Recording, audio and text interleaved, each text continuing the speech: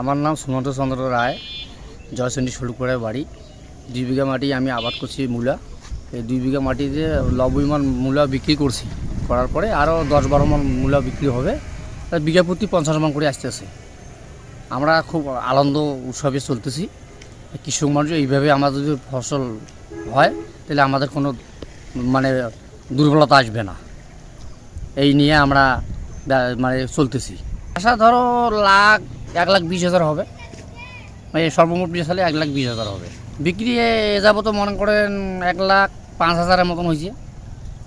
হ্যাঁ, আর 15,000 হবে, না হলেও 2,000 কম হবে। আশা আছে, 20-এর টার্গেট আছে। কৃষি বান্ধব আমাদের এই নীলফামারী জেলায় দিন দিন আরও বাড়ছে এমন সবজির চাষ, বিশেষ করে মূলা, কুমড়া, পটল এবং কুচকুমড়ার যে বিষয়টি রয়েছে সেটিও বাড়ছে। মূলার ফলন পর্যাপ্ত পরিমাণ ভালো হয়েছে, বিক্রি করার জন্য নীলফামারীতে নিয়ে যাচ্ছে। নীলফামারী আরও নিয়ে যাচ্ছেন।